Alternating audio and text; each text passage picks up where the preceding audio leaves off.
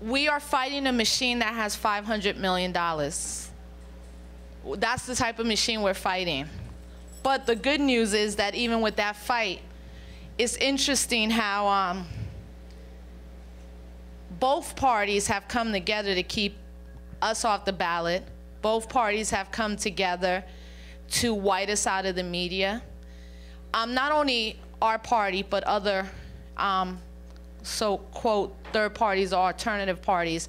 And I think everybody can do something. If you can't give money, then you can send a letter to CNN or any of the major mainstream news channels that have refused to have Cynthia McKinney on the air. Cynthia McKinney is not the presumptive nominee. She is the nominee. She's an African-American black woman nominee. And not only do we have mainstream shutting her out, we have a lot of Black and Latino radio stations and conglomerates shutting both of us out. And it's really true, when one person writes a letter, they often take that for 50, even 100 people. It takes an email. So many of us are online all the time. Ask CNN why they won't have Cynthia McKinney on for 5 minutes. Ask Comedy Central, Bill Maher, Stephen Colbert, MSNBC. You know, ask those so-called progressive media outlets like the Huffington Post, The Nation, The Progressive in these times, why they refuse to even cover one story. Not only on the historical nomination of 2 women of color on a ticket, but the Green Party itself. It's very important that we ask those questions. So if you can't give money, if you can't petition, you can push some of these mainstream stations to have us on the air.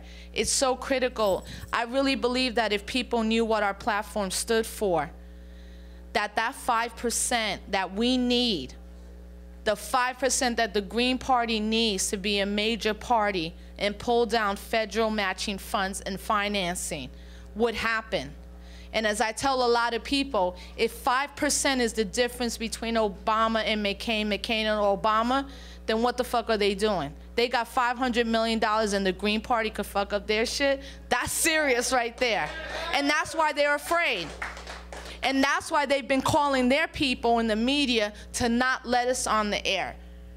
The day after the nomination, Cynthia had 6 interviews lined up with all the major mainstream outlets. And within 24 hours, each one was canceled. On top of that, black radio, Latino radio that's supposed to be there for the community, Cynthia has not been on Tom Joyner, Michael Basin, Open Line here in New York. Why? They're afraid. They're afraid of corporations, but they're afraid of having the truth come out.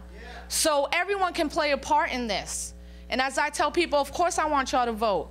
But if that's not your thing, you're still my comrade. You still got to organize, organize, organize around this. And the best thing that people could do is open up the media right now. Not only the mainstream, but all the so-called progressive alternative media that sits in New York City. The independent and indie media or Democracy Now! Should not be the only people here tonight. So that's something that we could all do.